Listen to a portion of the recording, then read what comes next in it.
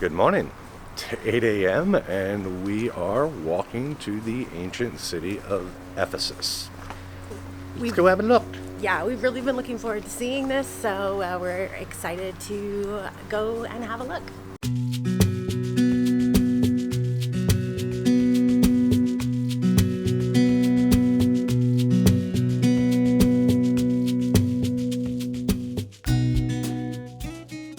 The site of Ephesus is about a 35 to 40 minute walk from our hotel, but the walk looks adorable and absolutely picturesque, so we'll try and show you some of that as well.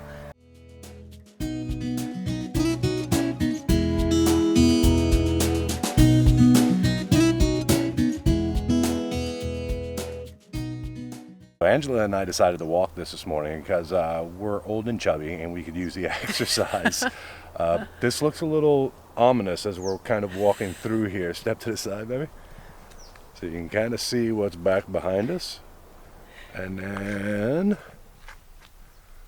that's what we're getting ready to walk into right now.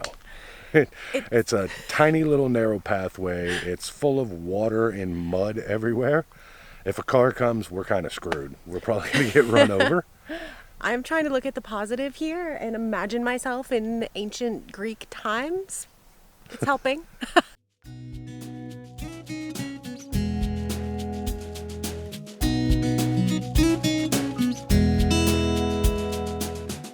I am just loving this pathway on the way here. We've passed fig groves, citrus groves, olive trees. It's just so much more atmospheric, I bet, than taking a tour bus here would be.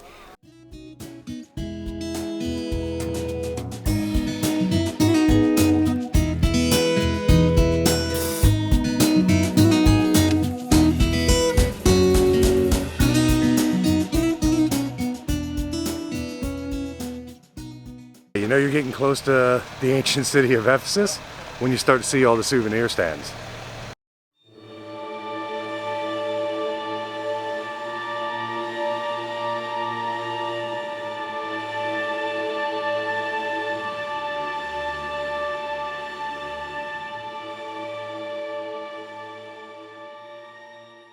So we've just paid the entrance fee to get in. This is amazing. Just as you start to look around behind us, we've just walked through the gates. This is pretty cool.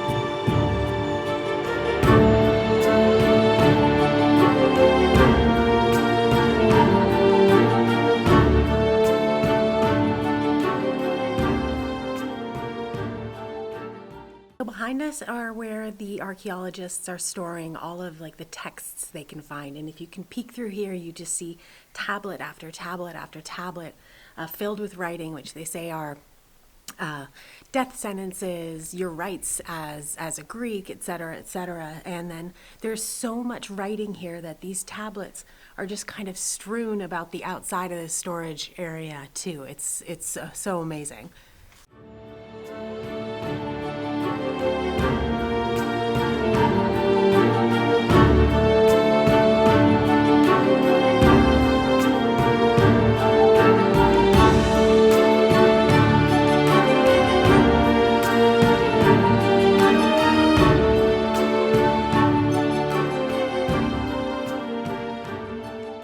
We're standing right now down what would have been one of the main roads in the ancient city of Ephesus. One thing we highly recommend is to get here early.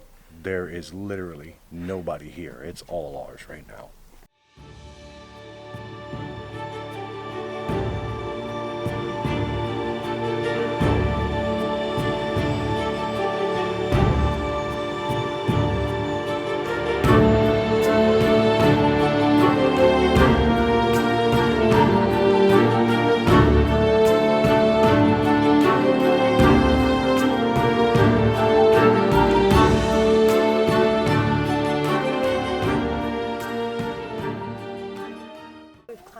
top of this amphitheater, and apparently this is only one of several that are on this site, and apparently one of the smaller ones too.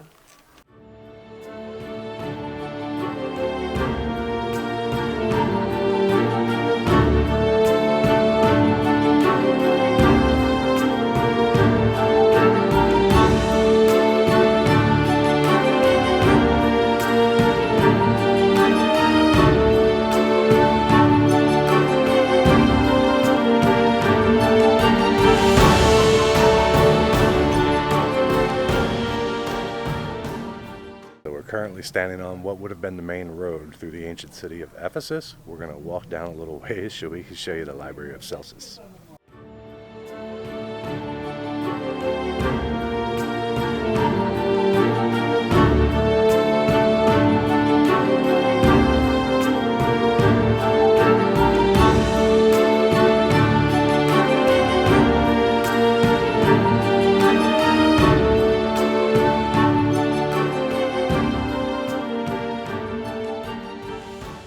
Have just come inside the Terrace Houses. I'm going to back up a little bit. The entrance fee to get into the park in general is 120 lira. If you want to do Terrace Houses 2, you need to pay an additional 55 lira to come in here. But we're kind of figuring that with everything we've seen so far, this has got to be worth 55 lira each to get in here. Yeah, these are supposed to be like residential homes of wealthy citizens of Ephesus, so we're looking forward to see how they lived.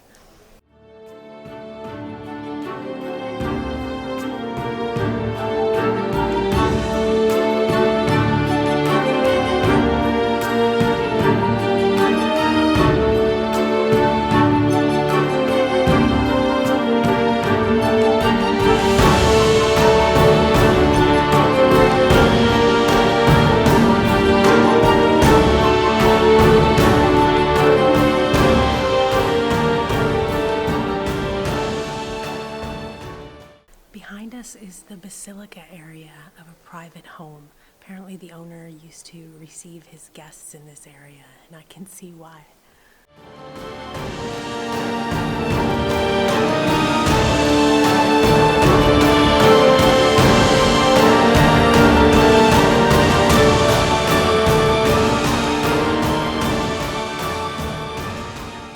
We're going to show you a close-up of what's here behind us right now, and as somebody that's spent his entire life in the construction industry and has done a lot of stonework in my life, what's completely mind-blowing to me is the stone that you see on the walls back behind me, and we're going to show you a close-up of, would have adorned the entire wall inside of here. It's just absolutely amazing to see what they were able to do with veneer work more than 2,000 years ago.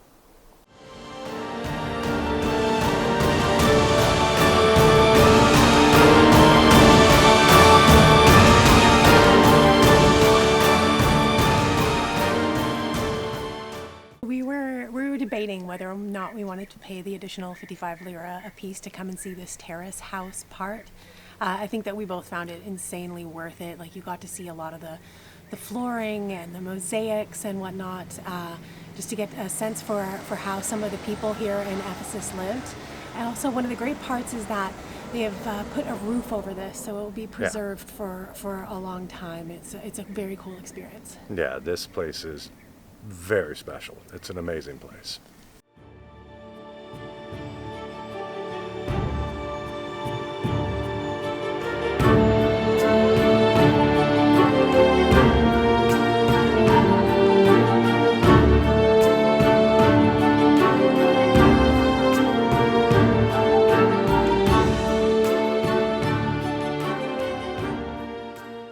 Right behind me is the Library of Celsus. Fun fact, it was a library.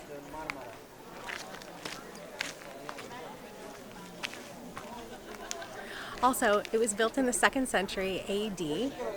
It held over 12,000 scrolls and was once the 3rd largest library in the Roman world.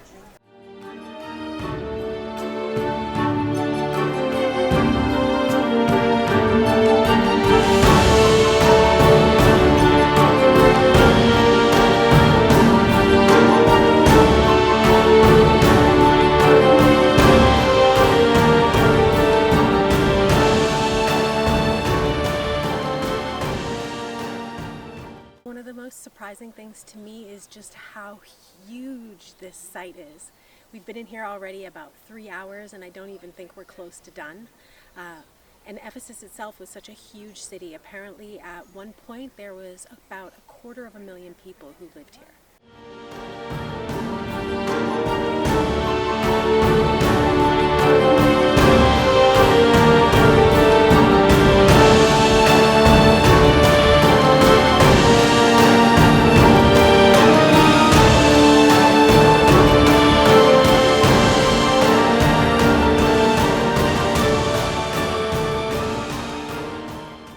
What you're seeing back behind me is the Grand Theater here in Ephesus, and Angela is going to tell you more about that. This theater had been around for a long time. They just kept adding to it until it got to be the size that it is right now. Initially it was a theater for like dramatic performances, for actual plays. It was also used as an assembly area, and eventually later on in its life was home to the gladiatorial games.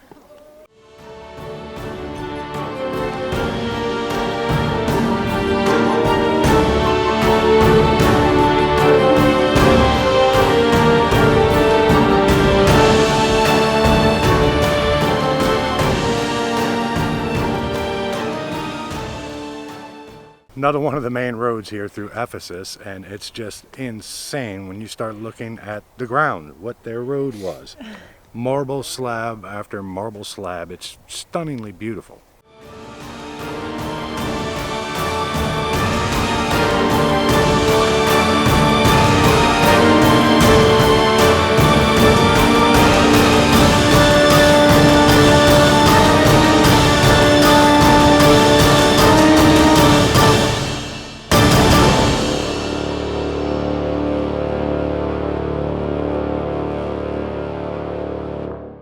I'm standing in front of the Church of Mary here in Ephesus.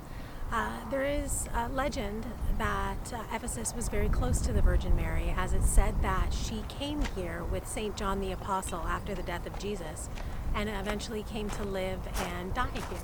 As you can see, we're out amongst the gift shops again, which means we have left the site. We spent about 3 to 4 hours in there, and we think we made our way through it pretty slowly and got our chance to see everything. One thing is that we read is that you should enter through the north gate where we're at now and leave through the south, because that way the trip through Ephesus is downhill. We started at the south gate and came to the north, and we're quite sensitive to hills, and we didn't even notice it, so I don't think it would make a difference. So why don't you leave a comment down below to let us know what you think of the video, and Like and subscribe to see what happens next.